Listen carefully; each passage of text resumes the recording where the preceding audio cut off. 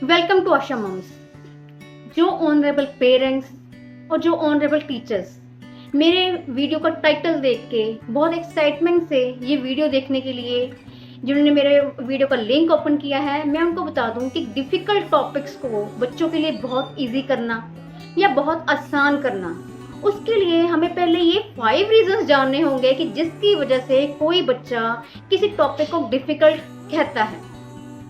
बच्चे का mindset change करना होगा। तो इसके टिप्स मैं आपको लॉजिकल वे में, साइंटिफिक वे में इसके टिप्स मैं आपको सारे टर्न बाय टर्न समझाऊंगी। तो आज की वीडियो बहुत इंटरेस्टिंग होने वाली है, इसलिए अगर अभी तक आपने मेरा चैनल सब्सक्राइब नहीं किया तो ऐसी और मजेदार वीडियोस देखने के लिए पहले चैनल सब्सक्राइब कर लीजिए। नोटिफिकेशन लेते रहने के लिए बेल आइकन को प्रेस करिए। अगर वीडियो अच्छी लगे तो अपने फ्रेंड्स के साथ लाइक और शेयर जरूर करिए।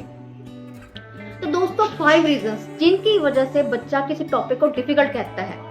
नंबर 1, बच्चे का मन ही नहीं पढ़ने का, बच्चा पढ़ना ही नहीं चाहता, इसलिए वो एक्सक्यूज दे देता है कि ये टॉपिक डिफिकल्ट है, मेरे से नहीं होगा। नंबर 2, टॉपिक लेंथ ही ज्यादा है। नंबर 3, कोई टॉपिक है, कोई आंसर है, कोई पैराग्राफ है, उसमें कुछ 3, 4 या 5 वर्ड्स इतने ज्यादा डिफिकल्ट हैं जो वाकई डिफिकल्ट है और वो बच्चा नहीं लर्न कर पा रहा, इसलिए बच्चे को पूरा टॉपिक ही डिफिकल्ट लगने लग जाता है। नंबर 4, उस पूरे टॉपिक में कोई 1, 2 या 3 लाइंस बहुत ज्यादा डिफिकल्ट है जिसका बच्चे को मीनिंग नहीं समझ लग पा रहा है, या फिर उसकी वर्डिंग बहुत ज्यादा डिफिकल्ट है जिसकी वजह से बच्चे को पूरा टॉपिक डिफिकल्ट बच्चा बोलने लग जाता है। लास्ट रीजन इसका ये है कि बच्चे को उस आंसर का लॉजिक समझ नहीं लगता। यहाँ पे लॉजिक समझने का मीनिंग थोड़ा सा वास्ट है, सिंपल मीनिंग नहीं है। इसका मतलब कभी भी ट्रांसलेशन नहीं होता। ये नहीं है कि हम बच्चे को ट्रांसलेट करके बता देंगे, जैसे मान लो इंग्लिश का कोई टॉपिक है या फिर साइंस का, सोशल का, हम हिंदी में बच्चे को समझा देंगे तो बच्चे को समझ लग जाएगा। टॉपिक की ट्रांसलेशन में और लॉजिक समझ लगने में बहुत बड़ा डिफरेंस है। लॉजिक समझ लगने का मतलब ये होता है कि बच्चे को क्वेश्चन के बारे में पता होना चाहिए कि आंसर की जड़ क्या है, बेस क्या है, वो क्वेश्चन या आंसर कहाँ से ड्राइव हुआ है, उसका आधार क्या है, मतलब व्हाट, व्हाई, व्हेन, हुज, हुम, हाउ, इसके आंसर्स बच्चे के पास होने चाहिए। कब, कहाँ, कौन, क्यों, किसने, किसको, किससे। अब ये आंसर्स बच्चे को कैसे मिलेंगे? ये आंसर्स बच्चे को मिलेंगे चैप्टर बढ़ के। अगर तो मान लीजिए पैराग्राफ है तो पैराग्राफ के बीच में ही आप उसको लॉजिक क्लियर कर सकते हैं, ट्रांसलेशन और लॉजिक दोनों क्लियर कर सकते हैं। लेकिन अगर कोई थ्योरेटिकल पोर्शन है, जैसे मान लीजिए इंग्लिश की लिटरेचर है या फिर साइंस का कोई चैप्टर है, सोशल का चैप्टर है, तो आपने बच्चे को एडवाइस करना है कि जब क्लास में चैप्टर समझाया जाता है, जो पार्ट की क्लास का बच्चों को सबसे ज्यादा बोरिंग लगता है, उस टाइम पे क्लास में थोड़ा सा अटेंटिव रहना है, चैप्टर आसानी से समझना है, बहुत अच्छी तरह समझना है, क्योंकि अगर बच्चा पहले चैप्टर समझ ले तो इस तरह की डिफिकल्टीज नहीं आती। अब बढ़ते हैं नेक्स्ट पॉइंट की तरफ। अब हमें पता लग गया कि 5 रीजंस क्या हैं जिसकी वजह से बच्चे को कोई टॉपिक डिफिकल्ट लगता है। अब है कि बच्चे का हमने माइंडसेट कैसे चेंज करना है उस डिफिकल्ट टॉपिक के लिए। बच्चा डिफिकल्ट टॉपिक पढ़ रहा है, उसको डिफिकल्ट लग रहा है, वो अपने मम्मा के पास आके कह रहा है या फिर अपने ट्यूशन टीचर के पास आके कह रहा है कि मुझे टॉपिक डिफिकल्ट लग रहा है, मैं ये नहीं कर सकता, ये फिर मेरे से नहीं होगा। अब होता क्या है कि जैसे मान लीजिए टीचर ने 4 क्वेश्चंस का टेस्ट दिया है, अगर एक टॉपिक या फिर एक क्वेश्चन उसको डिफिकल्ट लग रहा है तो उसके लिए बाकी 3 भी छोड़ने के लिए रेडी हो जाता है, ये कह के कि ये तो टेस्ट आज का है ही डिफिकल्ट, मैं अपने फ्रेंड को भी फोन करके बोल देता हूँ तू भी मत करना, या फिर उससे पूछ लेता हूँ वो करने वाला है। बजाय कि उस पर थोड़ा सा बच्चा दिमाग लगाए, वो अपना पूरा माइंड ही ऐसे सेट कर लेता है और अपनी मेजॉरिटी बनाने की कोशिश करता है क्लास में स्टूडेंट्स की कि हम टीचर को बोल देंगे आज का टेस्ट डिफिकल्ट था, हमने नहीं करना। तो इसमें सलूशन क्या है? जब बच्चा डिफिकल्ट टॉपिक लेके आपके पास आ रहा है, हमने उस टाइम पे बच्चे को मोटिवेट नहीं करना ये कह के कि नहीं नहीं आप ये कर सकते हो, या आपने इतने बड़े बड़े डिफिकल्ट क्वेश्चंस लर्न किए, ये तो आपके सामने कुछ भी नहीं है, आप अगर दिल से करो, अगर मन से कहो, उस टाइम पे आपको हमने बच्चे को ऐसे कोई एग्जाम्पल्स नहीं देने, क्योंकि बड़ा बच्चा बड़ी आस से, बड़ी उम्मीद से अपने प्रॉब्लम आपके पास लेके आया है, ये मान के कि मम्मी पापा के पास मेरी हर प्रॉब्लम का सोल्यूशन है या फिर मेरे टीचर के पास मेरी हर प्रॉब्लम का सोल्यूशन है। अगर हम उस पर जबरदस्ती बच्चों को ये थोप देंगे कि नहीं ये क्वेश्चन तो इजी है, या आप कर लोगे, ये किया था वो किया था, तो बच्चे को लगेगा ये मुझे बनाने की कोशिश कर रहे हैं। बच्चे के दिल से जो हमारे लिए रिस्पेक्ट है, जो हमारी रिस्पेक्ट करता है ये सोच के कि मम्मा पापा सच बोलते हैं या फिर मैम सच बोलते हैं या फिर मेरी हर प्रॉब्लम में मुझे मेरे साथ जस्टिस करने की कोशिश करते हैं, वो थोड़ी सी जो हमारी इमेज है वो बच्चे के माइंड से चेंज हो जाएगी।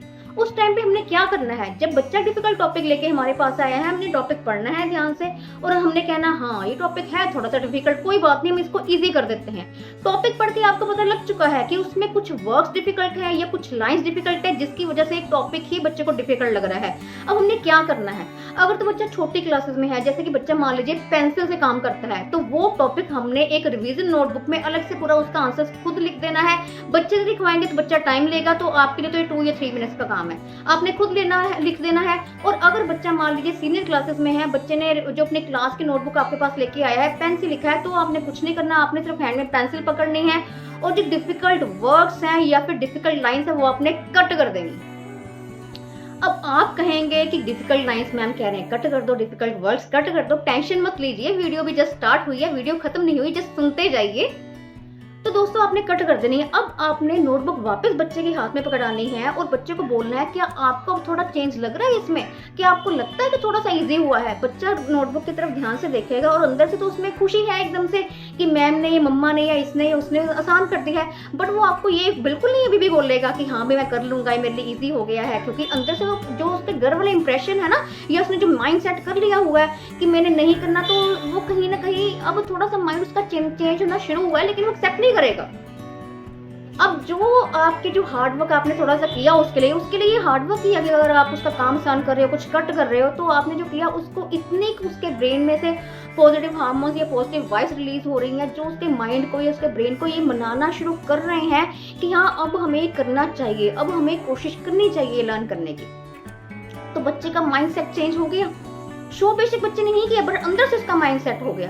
अब आपने नेक्स्ट क्या करना है, जो डिफिकल्ट वर्ड्स हैं उसके इजी वर्ड्स उसकी जगह पे आपने लिख देने हैं।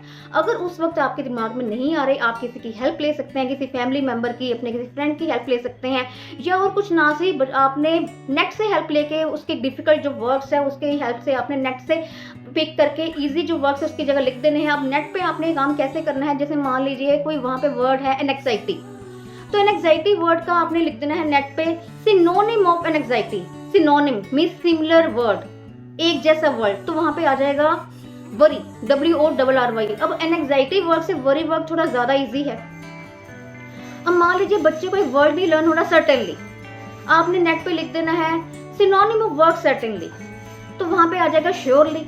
तो इस तरह आपने नेक्स्ट से हेल्प लेके भी लिख सकते हैं। कोशिश करिए कि अगर खुद लिख दें या अपने फ्रेंड्स की हेल्प ले लें, ट्यूशन टीचर की हेल्प ले लें, किसी और की हेल्प ले लें। नेट पे ज़्यादा मैं डिपेंडेंट होने पे ज़्यादा मैं खुश नहीं होती, लेकिन अगर नेट से भी हेल्प लेनी तो आपने बच्चे के सामने नहीं करना, क्योंकि ऐसे करने से बच्चे एक तो खुद मोबाइल की तरफ अट्रैक्ट होंगे, उनका जो डिपेंडेंसी आप पर है या टीचर्स पे, वो उनकी मोबाइल पे हो जाएगी, लेकिन हम बच्चे को भी मोबाइल पर इतना ज़्यादा बेस्ट नहीं कर सकते। दूसरा ये है कि बच्चे के दिल से आपकी रिस्पेक्ट कम हो जाएगी। तो ये काम आपने बच्चे के सामने नहीं करना, जो डिफिकल्ट वर्ड है वो आपने ईजी करके लिख दिया।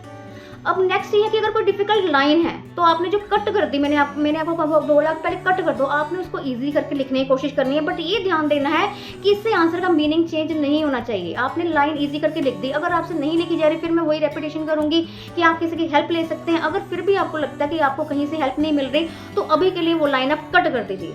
अब आप कहेंगे कि अगर हम पूरी 1 या 2 या 3 लाइंस कट कर देंगे तो आंसर का मीनिंग ही चेंज हो जाएगा, वो आंसर यूजलेस हो जाएगा। नहीं, ऐसा कुछ नहीं होगा, आप पहले एक बार कट कर दीजिए। अब बाकी का आप काम बच्चे को लर्न करने के लिए दीजिए। अब जो आपने वर्ड्स इजी करके लिख दिए हैं या जो आपने क्वेश्चन की ट्रांसलेशन बच्चे को भी सारी समझा दी है, लॉजिक समझा दिया, बच्चे को लर्न करने दीजिए। अब बच्चा जब लर्न करके आपको लिख के दिखा रहा है, आपने ये करना है कि जब उसने लिख के दिखाया है तो आपने उसकी थोड़ी सी लीनियंट मार्किंग करनी है। जहाँ पे आपको लगता है कि बच्चे को 7 मार्क्स मिलने चाहिए थे, आपने 8 देने हैं। जहाँ पे आपको लगता है कि बच्चे को 5 मिलने चाहिए थे, आपने 6 देने हैं। अब देखिए कहाँ बच्चा डिफिकल्ट टॉपिक आपके पास लेके आया था ये कह के कि मैंने करना ही नहीं है, या उसने पूरा मन बना लिया था ये मेरी बस की बात नहीं, मैं कर ही नहीं सकता। कहाँ बच्चे ने अटेम्प्ट तो किया ना, तो एक तरह से इसके लिए शाबाशी समझ लीजिए, मोटिवेशन समझ लीजिए। तो आपने उसकी थोड़ी सी लीनियंट मार्किंग करनी है। अब वापस आते हैं उस कटिंग वाली लाइन पे, वो 1 या 2 या 3 लाइन जो हमने टोटली कट कर दी थी और हमारे दिमाग में भी नहीं आ रहा कि उसकी जगह पे हम कौन सी लाइन लिखे कि मीनिंग सिमिलर हो जाए। एक बार आपने बच्चे का टेस्ट ले लिया, बच्चे से आंसर लिखवा के देख लिया, बच्चे ने कर दिया। अब बच्चे को आपने टोटली फ्री छोड़ देना है। अब आधे घंटे बाद, घंटे बाद जब बच्चे ने अपने पसंद का कुछ खा लिया है, बच्चे ने कुछ खेल लिया है, बच्चे ने कोई इतना एंजॉय कर लिया, उसके बाद घंटे बाद फिर आपने टॉपिक पे आना है। अब बच्चे के लिए उस पर्टिकुलर टॉपिक की मेंटालिटी चेंज हो चुकी है, जिसके बारे में उसने सोचा था डिफिकल्ट, अब वो भूल चुका है डिफिकल्ट था, क्योंकि आपने उसको उसके लिए ईजी कर दिया है। अगर नहीं भी किया तो बच्चा इसी से बड़ा ज़्यादा इंप्रेस हो गया है कि हमारे मम्मी पापा ने या हमारे ट्यूशन टीचर ने अपने टाइम में से टाइम निकाला और हमारे कहने पर इसको पढ़ा, समझा और उसको हमारे लिए कट शॉर्ट करने की कोशिश की, इसको दोबारा नोटबुक पे उतारा, हमें ईजी करने के लिए एक एक लाइन या एक एक वर्ड पूरा दोबारा लिख के दिया और हमारे साथ थोड़ा सा टाइम स्पेंड किया। अब आपने बच्चे को दोबारा वो आंसर लर्न करवाना है। आप कोशिश करने के बच्चे को बोले बेटा थोड़ी सी आपके पहले मिस्टेक्स हुई थी ना, अब आप पूरी अच्छे तरह लर्न करो, दिल लगा के, अब आपकी मिस्टेक्स नहीं होंगी। अब आपने बच्चे को थोड़ा सा पूछने की कोशिश करनी है कि अब आप वो लाइन लर्न कर लोगे, अब मैं लाइन बीच में लिख के देखूँ, आप लाइन लर्न कर सकते हो। कोशिश करिए कि उसको गाना गा गा के लाइन लर्न करवाइए। ये ट्रिक जब मैं बहुत छोटी थी मेरे पापा जी मेरे साथ करते रहते थे, गाने की फॉर्म में लर्न करवाइए या किसी भी तरह कोई तुक्के से कोई किसी भी ट्रिक से वो लर्न करवाने की कोशिश करिए। बट फिर भी अगर आपको लगता है किसी पर्टिकुलर लाइन्स पे या पर्टिकुलर जगह पे बच्चा अटक रहा है तो अपने बच्चे को बहुत ज़्यादा फोर्स नहीं करना कि नहीं तूने लर्न करना है। आखिर आपके कहने पे बच्चे ने सारा लर्न किया ही है ना, तो आपने बच्चे को फोर्स नहीं करना। मैं आपको यहाँ पे क्यों कह रही हूँ, अब आप कहेंगे कि बच्चे को फोर्स क्यों नहीं करना, फिर फायदा क्या। आंसर तो अभी भी यूजलेस है क्योंकि वो लाइन में मेरा मेन मीनिंग छुपा हुआ था। मैं कहती हूँ बच्चा ना लर्न करे, उससे तो बेटर ना बच्चा एक लाइन स्किप कर दीजिए। मान लीजिए वो आंसर 7 मार्क्स का आना है, बच्चे ने अगर 2 लाइन्स नहीं लिखी तो 5 मार्क्स का तभी भी आपके पास स्कोर पेंडिंग है। 5 मार्क्स के लिए अभी भी आप सेफ है। अगर बच्चे ने कोई मिस्टेक भी कर दी तभी भी 7 में से 4 मार्क्स आपके बच्चे के सेफ है। Something is better than nothing. ये नहीं कि पूरे के लालच में नहीं, हमने अपने भी जिद हमने कर देनी है, जैसे बच्चे जिद्दी हम जिद कर रहे नहीं, हमने करवा के छोड़ना, हमने ऐसे कोई जिद बच्चे के साथ नहीं करनी। हाँ, ये हो सकता है कि पर्टिकुलर टेस्ट में या पर्टिकुलर टाइम पे आप वो डिफिकल्ट लाइन बच्चों को लर्न नहीं करवा पाए, थोड़ा सा टाइम बीच में 2, 3, 1 वीक 10 डेज का टाइम पड़ गया है, उसके बाद तब तक आपके भी थोड़ा सा दिमाग में आपकी कोई सब्स्टिट्यूट लाइन आ गई कि हाँ उस जगह पे हम ये लाइन लिख सकते थे, तब तक आपकी किसी और के साथ डिस्कशन हो गई है, या फिर बच्चे के किसी फ्रेंड के साथ, मदर के साथ डिस्कशन करने से पहले बिल्कुल भी मत शर्माए। कोई फ़ोन कॉल आपको कभी करनी पड़े कि ये आपने अपने बच्चों को कैसे लर्न करवाया है या फिर आपने इसको कैसे ईजी करके बच्चों को दिया है, शर्माना नहीं है, क्योंकि हर मदर में इतनी ज़्यादा वो लकी नहीं होती कि हर मदर ही हर सब्जेक्ट में मास्टर हो। तो इस मामले में बिल्कुल शर्माना नहीं है। आखिरकार हम हाउस वाइफ्स हैं, ये भी बहुत ज़्यादा डिफिकल्ट टास्क होता है, अपने बच्चे के लिए हम ये कर सकते हैं। तो आप किसी ना किसी पेरेंट्स के साथ जरूर टच में रहिए। इसके अलावा एक मैंने वीडियो अलग से बनाई है, जब बच्चे कंफ्यूज टॉपिक्स पर जाके बहुत ज़्यादा अटक जाते हैं, उनको 2 आंसर्स हैं बिल्कुल सिमिलर लग रहे हैं, या फिर उनको कोई मैथ्स के फॉर्मूले से बहुत ज़्यादा आपस में मैच हो रहे हैं, कंफ्यूजन बहुत ज़्यादा हो रही है, बच्चे को लग तो ईजी रहा है लेकिन कंफ्यूजन की वजह से बच्चा नहीं कर पा रहा, उसके लिए वीडियो अलग से नहीं है, उसका नीचे लिंक डिस्क्रिप्शन में दिया हुआ है। ये वीडियो देखने के बाद वो वीडियो भी ज़रूर देखें। तो आपने कमेंट बॉक्स में मुझे जरूर बताना है कि जब आपका बच्चा कोई डिफिकल्ट टॉपिक लेके आपके पास आता है तो आप उसको अपने लेवल पे किस तरह सॉल्व करने की कोशिश करते हैं। तो क्या आपका बच्चा आपसे सेटिस्फाइड हो जाता है, क्योंकि बच्चे को सेटिस्फाई करना हमारा फर्ज है। क्योंकि आप खुद मान के चलिए कि अगर पेरेंट्स के पास बच्चा टॉपिक लेके आ रहा है तो बड़ी अच्छी बात है कि वो अपने दिल की बात आपको बता रहा है, बजाय कि ये कहने कि मैंने करना ही नहीं है। और अगर टीचर के पास बच्चा अपना डिफिकल्ट टॉपिक लेके आ रहा है तो आप सोचिए बच्चा कितना कॉन्फिडेंट है। जो बच्चा टीचर को ये कहने की हिम्मत रखता है कि मैम ये टॉपिक डिफिकल्ट है, यानी कि उसको पता है, हम उसको बनाने की या उसको ऐसे ही कुछ कहने की कोशिश नहीं कर सकते, नहीं आपको ऐसे ही लग रहा है। क्योंकि बच्चा अगर टीचर के साथ डिस्कस करने आया है मतलब उसको पता है कि बाकी क्वेश्चन ईजी होते हैं या फिर बाकी टॉपिक ईजी होते हैं, मैं वो कर लेता हूँ, बट ये डिफिकल्ट है इसलिए मुझे राइट है कि एक बार मैं अपने मैम के साथ डिस्कस करूँ। यहाँ पे हमने अपने बच्चे को लीनिंगली नहीं लेना है, तो उसकी पूरी हेल्प करने की कोशिश करनी है। अगर आप अपनी तरफ से एफर्ट्स करेंगे तो बच्चे जरूर आपकी बात मानेंगे। आई होप आपको वीडियो अच्छी लगी होगी। अगर वीडियो अच्छी लगी है तो अपने फ्रेंड्स के साथ शेयर जरूर करें। Thank you.